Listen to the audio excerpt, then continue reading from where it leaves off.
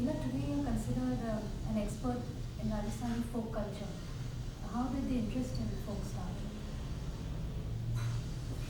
Well, I've been born and brought up in Rajasthan, and as you are fully aware that that's a very, very rich place when it comes to folk art or folk culture. I can only say that God has gifted me with a very sensitive ear, and I could appreciate whatever we had back in Rajasthan. And so interest gradually developed. It was somewhere in me. Only the opportunity they have come now, and I can now do lots of things. It's just that things were available there in Rajasthan. As you know, even the beggars will never go and beg, say just like that. It's just what we are doing on stage, trying to entertain people, and then we call it, that we are professionally working, and we are asking them to come and pay for our art. Similarly, I personally feel that they do not just go like that and ask for begging. You call it begging, but they are actually singing or dancing. And then, it's just that they are charging you for their entertainment. Or the women who used to come to our place to clean the grain. My servant, who I have always said he is my first teacher, who used to take me on bicycle to my school when I was in my Montessori. That time I used to feel quite awkward. A male with big mustaches and singing very loudly, and I used to be very conscious and come back and complain to my mom and ask him not to sing. But then today I realize, he was the teacher for me, and the initial exposure to folk music, I think I got to know because of him.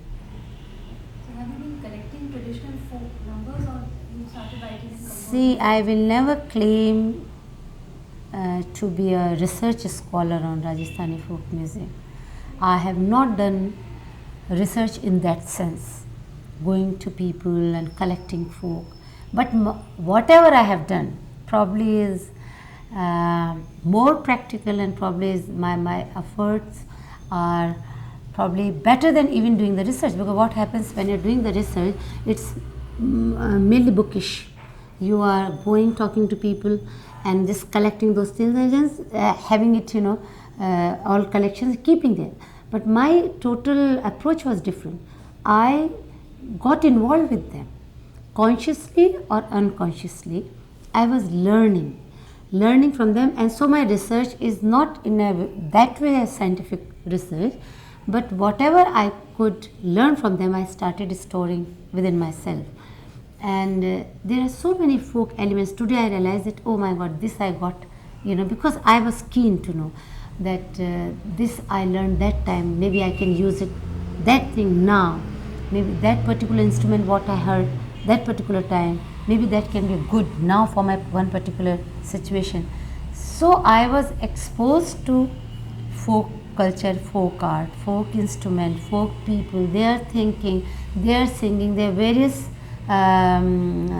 festivals, what particular songs they sing. This is all without having them recorded. I think I was recording within myself, and today I am utilizing them. So do you think you found that you preserved a part of that culture, or you discovered something which was being lost? Well, initially I preserved, and now I realize that probably the awareness came at the time when it was almost getting, it was going to be lost, because the people, suddenly you can see that there is some keenness about the folk art or the folk music. But there was a time, say 60s or within say 60s, 70s, that people were not interested in your folk music or say folk culture. They just used to think, well, it's the primitive thing. Why to listen to them? Nobody had that much of time or a heart to go and listen what fantastic cultural heritage we have. So I personally feel that my involvement or my keenness to listen to them or my appreciation has helped in two ways. That first of all, I started myself singing and using those folk songs. Secondly, today I am in a position to collect all those things before they are lost. The way this particular form, Kalali, which we are using right now for my recent play, what we are going to stage at Prithvi Theatre on the 9th, 10th, 11th, is the form. I was never aware that we have something called Kalali. So it was just, I was touring in Jaisalmer, and the Allah Jalai Bai, who has got Padma Shri, lot of people even in India do not know her, and what a loss, because what a voice she was. Fantastic singer from Bikaner, and a singer who were, who used to sing, the whole desert used to come alive. She used to sing this smart Kalali, and one day I was in Jaisalmer. I had just gone to attend this festival, and I heard this haunting voice, and I just climbed. This was something which had a word called Kalali. Now, my research or search started at that particular time, point only, what was Kalali? So I asked her, I said, what does Kalali mean? She said, Kalali means a woman who, in a, say, traditional period, used to serve liquor to royalty. And then I said, what is this song? She explained me the song is all about the liquor, how liquor is being made, what is the woman. It's just like a Saki thing. Then I came to know not one song, there are at least hundreds of songs written on that Kalali. Now, I can tell you 99% of people do not know in India what is this Kalali thing. So that intrigued me, I just thought I must do a special. Then this keenness or this kind of my desire was that I must find out when the Kalali concept started, how it was introduced, how the lyrics started being, people started writing, who is collecting them, what is happening. So there are so many things. If you have a keen interest, unconsciously the things started, and now the time has come when we are doing this particular play, which I got, our director who got it and gave it to me, this Mario Vargas play called, Mario Vargas Llosa's play called La Chunga. As far as I know, you've never learned music formally. So how do you do your own compositions? See, it's not that I haven't learned at all. I had music, classical, till my BA.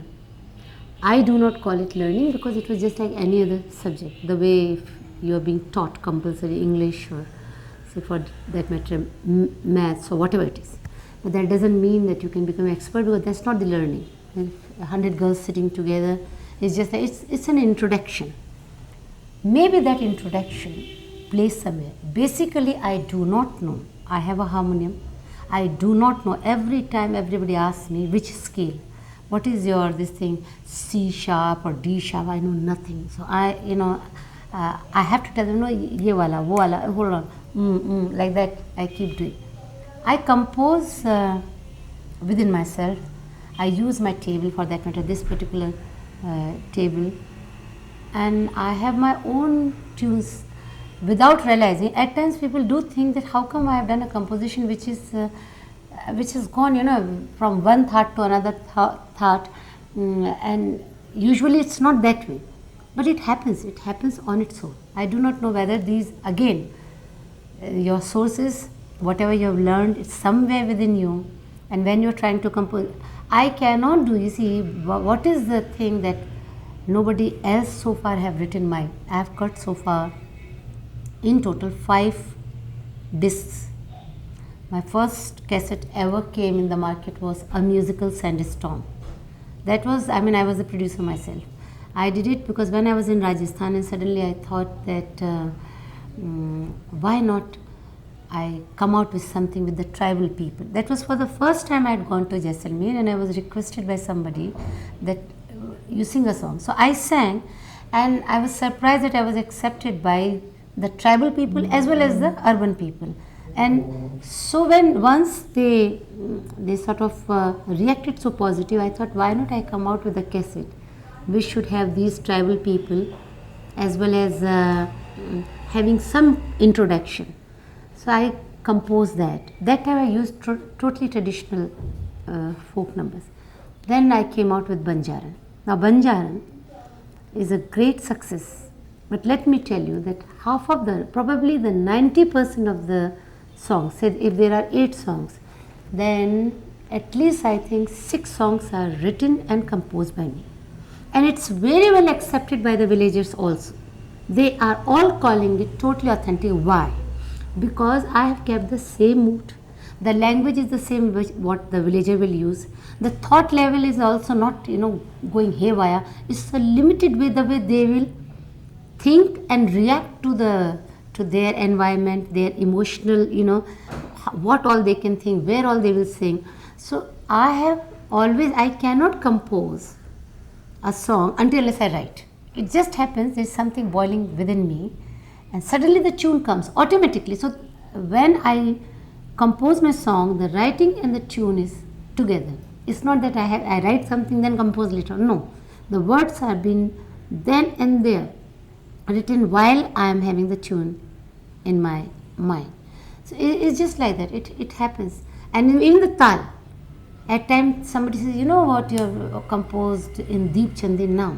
I really do not know if it is Deep Chandi. But I am absolutely on some.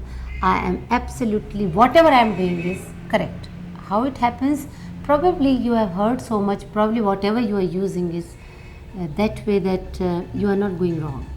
So all songs of Chappan Churi are written by me, and all songs of Banjara. Then I cut this disc pop, where publicly I can admit it, I was flop. Because why flop? I still say please listen to my Titli, because people do not want to accept even for a change, the idea that a person who is so earthy, so ethnic, singing folk song, why the hell she should try her hand in pop. I wanted to say that, you see, I am a person, basically a city person, born in city and moving around and doing so many other things. As you know, I act, I am into so many things on stage, in films. So I'm traveling all over. So I am open to any kind of music. Now for me, putting a hand is not that deliberately I'm doing it. I am comfortable. But my people in India rejected me. They just didn't want to listen to me, that why the hell she tried her hand in pop. So it went flop. But Titli song also people should listen. Everything is well thought, well conceived, well composed, whatever it is. Even that Sahara Ki Main Hu Ek Kali, it's a desert song. But how it has an influence of Nana Maskuri's singing. Now you do listen to people there, where they are at the back of your mind. That time I was traveling with my husband on ship, and lot of these music, say I was exposed to the Greek music, the Japanese music, the Chinese, the Arabic music, and they are all so beautiful. And so I was storing, and so when they asked me, my company asked me that you've got a heavy voice, why don't you try your hand in pop? I thought I could do something nice. And all my songs are somewhere, the tunes are absolutely new, innovative, and I have written all my lyrics. Nobody has done it. I have done. When I called Kersi Lord, you see, in folk music is easier for me, because I know all instruments very well.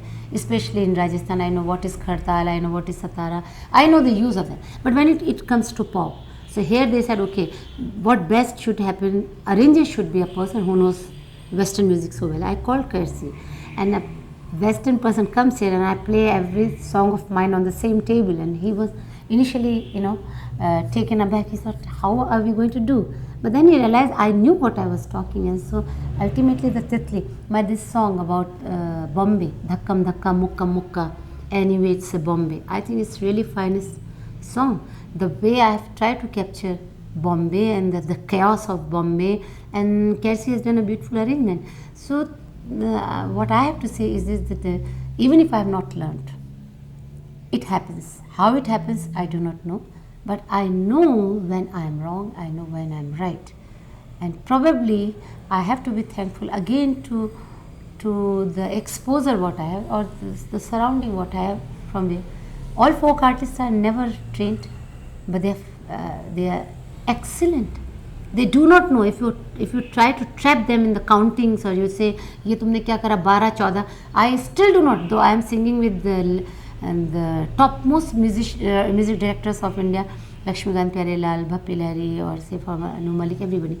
When it comes to count your bars, now it was so terrifying for me. What do they mean by bars, Gao yaar, the moment they say, just start, and I can do that. I know, but don't ask me to count the bars. And the moment you start calculating the bars and things like that, your spontaneity goes down, and you're just counting, your bars and trying to be accurate. Then spontaneity goes.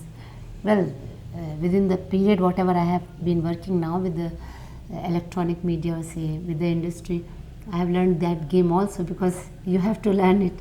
But to preserve the folk art, I do not think everybody has to learn it systematically. Learning, of course, pays you well. If you can have both the things, I will never mind if somebody comes and teaches me. I can today be a very good student if it has to be done. But if you learn too much, that is also dangerous, because your spontaneity goes, and then you want to be so accurate that things are not natural. After all, we are all human beings, we have got all the right to sing. Anybody can sing. So why not? Why suddenly that there is a great reaction to my kind of a rough singing? I am not a great singer. I always say, I always accept, I am not a singer at all. But probably why people are liking me is this, probably the expression, probably its rawness, whatever it is. Because people probably can identify, because I'm not so good. That's why probably they are liking me. So that's the thing. After this pop album, you come back to folk. Is a new album? I had to do it, yes. This coming cassette is after, you see, when I came here, and my first program, Showtime, came on TV, suddenly in Bombay, Bombay is a place which is a place of lot of talent. People come from all over India to try their, luck and talent. So in this place, big ocean, I had to make some little place for me. And I did my first program ever. One came on stage, was a musical sandstorm, when I got 40 folk artists from Rajasthan. And so I think I got little notice. Here Mahesh Bhatt met me, or Shyam Benegal met me, and they thought that there is somebody who's little different, a urban person singing like them. Or then I did the Showtime. So people reacted to it, and suddenly the film people also thought that why not try this kind of music in films. So the lot of offers came, and I have, as you know, I have sung in Deva or Khalnayak or Lame. And the reaction for public also came. Suddenly I realized that our audience is also looking for something which is ultimately is their roots, something which is ethnic, something which is closer to them. So I had to cut my new cassette, which is called Main Ho Gayi Sawa Lakh Ki. That means I have become worth $1 million. That is, one should not, income tax people should not, suddenly take it so seriously, is one of the lines of this lyrics. So that's what the thing, what is, again, I got all the folk songs, all the songs are folk based. After I did this Choli song, everybody in the industry started coming with the proposal that I should sing one Choli for them, and to that extent that I told them, because they used to say, please make one Choli for me, please make one Choli. I said, I'm a singer, not a tailor. I said, now I will not keep on singing this only one number Choli. So then when I was doing this cassette, a lot of authentic things are there. This company tips asked me to make. So he also told me do something. I thought, okay, fine. Now everything is getting so commercial. So I have to have some number, generally where the Choli is there, and where I was in a very funny mood, let me tell you. And whatever reaction I was getting from public. So one day I just came out with a line, and the song is Kali cheet ko Kali cheet ko ghagro bagru ki hai choli gayi bajara beech mein प्यार की लग गई बोली रे बोली 1.25 लाख की मैं हो गई 1.25 लाख की लगी रे बोली 1.25 लाख की हो बोली 1.25 लाख की काली cheat. It's like that. So I just thought, because so much of this Choli business was doing Choli business, so I just said, okay, fine, I will have this song, and then I titled my cassette मैं हो गई 1.25 लाख की. This is the song. This Choli song I think I had a very positive reaction in Lame also, because Lame, for the first time, people saw such an authentic blending, the way Yash Chopra did it, Yashji. And I came in my totally traditional attire, and people were shocked that somebody in contrast with Sri Devi and in contrast with Lataji, a beautiful voice here and then the rustic voice there and a very beautiful and a sexy person at another end and a person with lot of rough edges dancing. I think Lame also I got a lot of it, but the Choli has really created... It has, do you think, created a kind of revival of folk, and especially Rajasthani folk in Indian films? I think they all have choli and chundri and ghagra. And Yeah, suddenly I think, which is I feel very good and I feel great in the sense that industry probably realized, it's a high time they realized that our folk is so rich, and it's suddenly they thought that in every, I mean practically I get offer every day.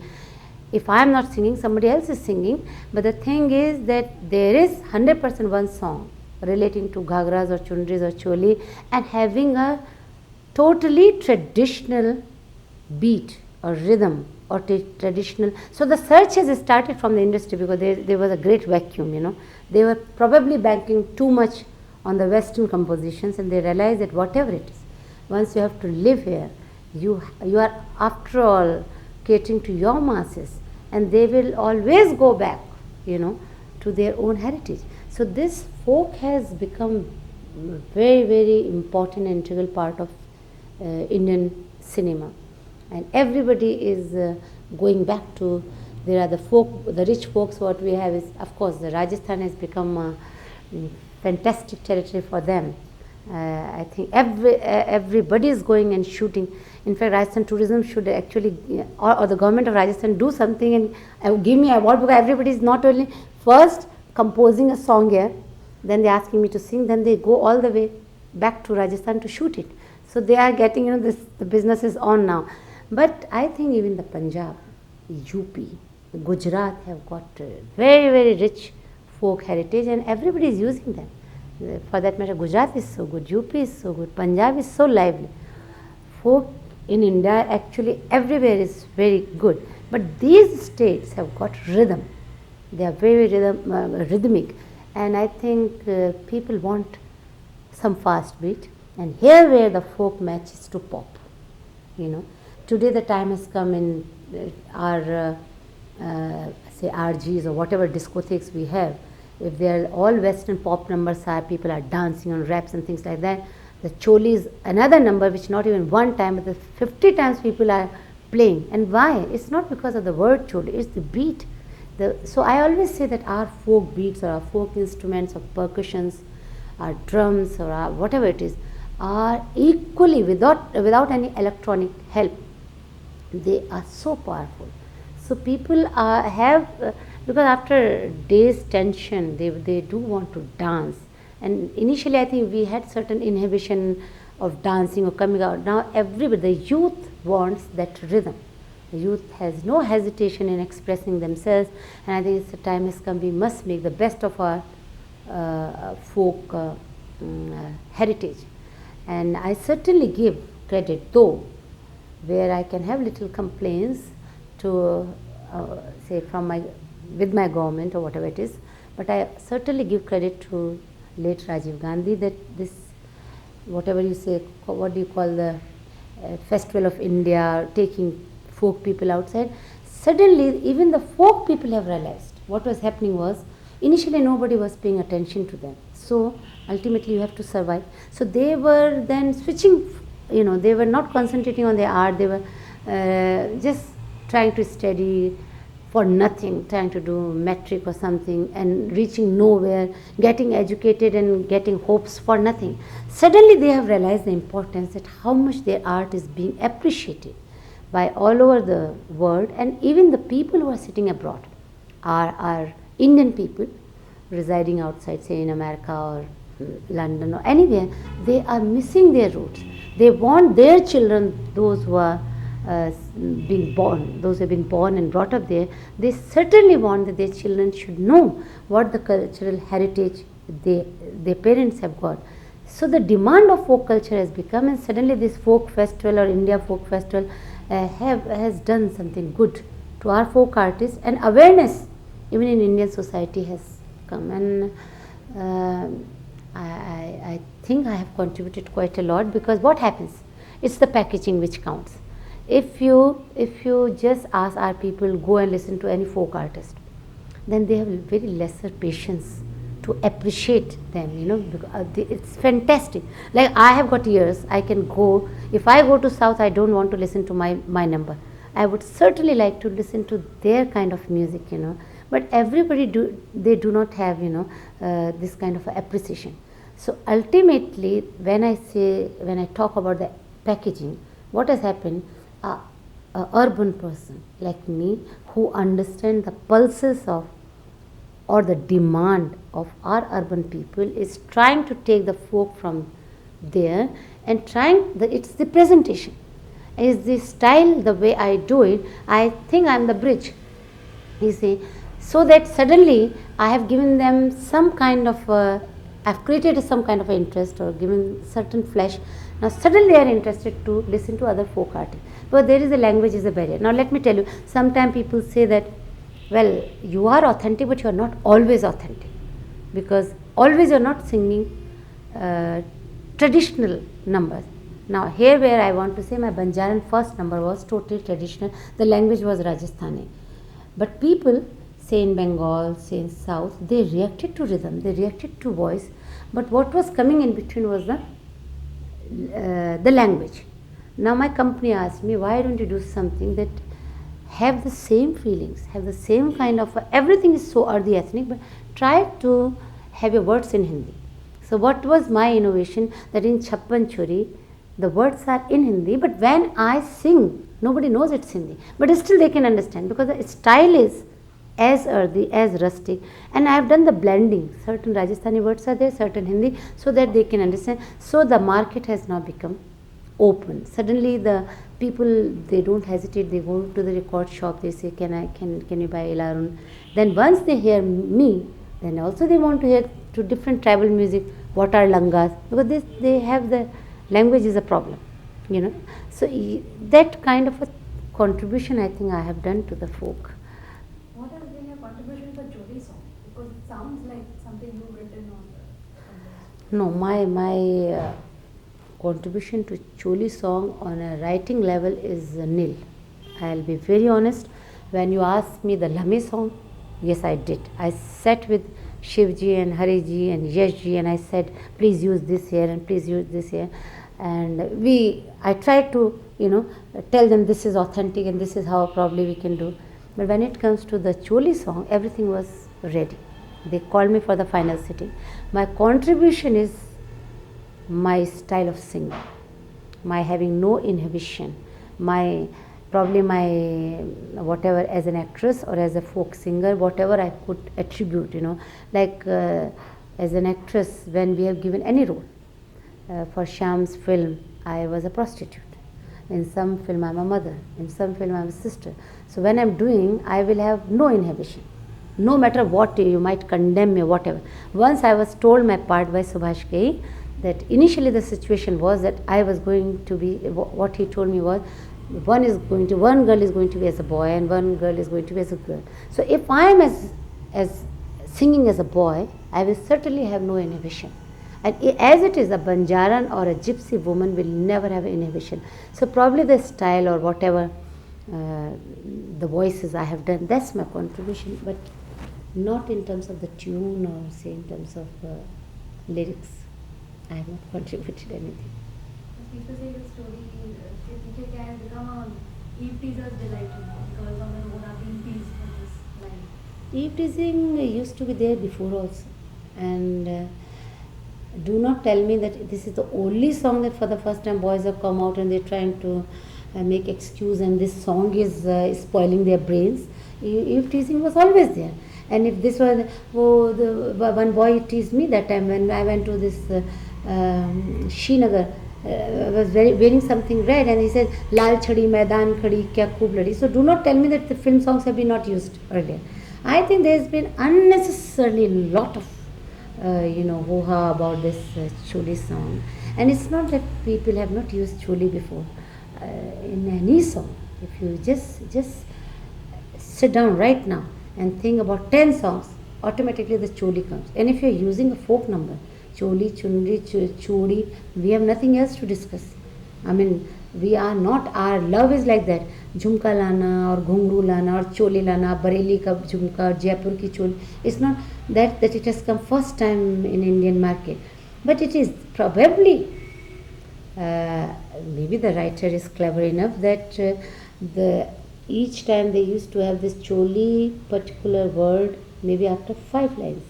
Here writer is probably clever that he has used it in the first line and he asked a question, choli ke piche kya? But you can't condemn him because the second line says choli ke niche dil hai mera. So he is justified. I mean, so, and you see, I always said, like when I did Shyam's film Mandi, and there was a Smita doing a dance on a number because she was a young prostitute. For the first time Shabana got her to this kotha and she sang a number called Chubti hai ye to nigodi meri angiya chubti. Now, if you start finding meaning, I think it was much more vulgar than the choli ki piche kya. Because the 16-17-year-old prostitute for the first time realizing that she has, reached to that age.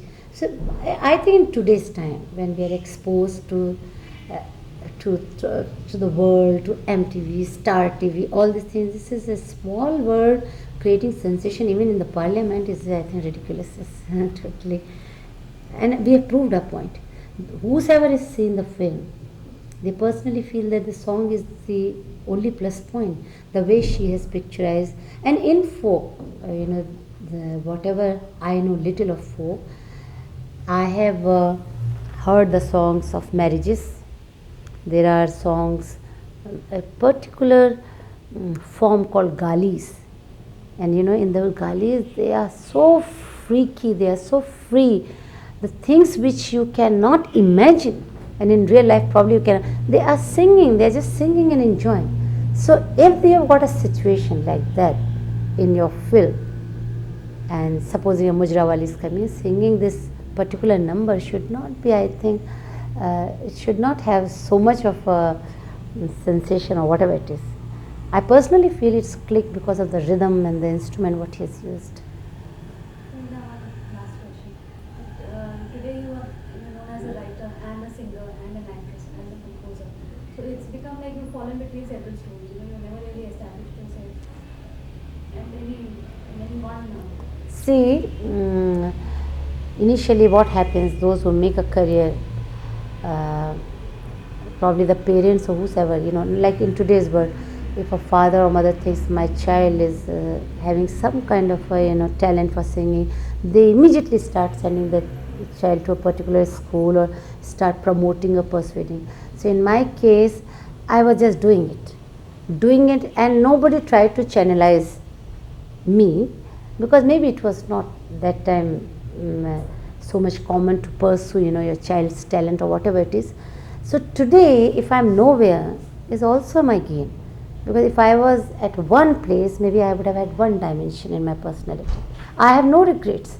I have no regrets because I think I will never have that depression which an artist has generally. Because everybody in life has to retire. Even the Wimbledon players, or say for that Amitabh Bachchan has also retired.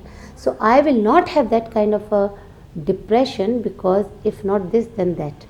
If not that, then this, What will happen? Suddenly this singing business has come. I know it will not last for very long because the Reshma phrase came or say Ghulam Ali phrase came.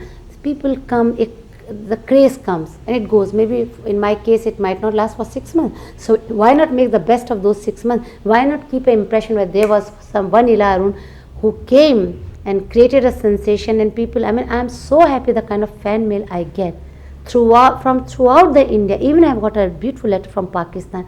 It's a wonderful feeling. The money cannot give you that feeling, the feeling that people are loving you. There are people who have reacted to your voice which you yourself never thought that it was a voice. I would become a singer I never dreamt because I always loved acting and that too a stage acting, and it's somehow that I got to into Shambanigal art film cinema, and I acted with Govind Nalani and Vijaya Mehta. And these things as a human being have certainly enriched me.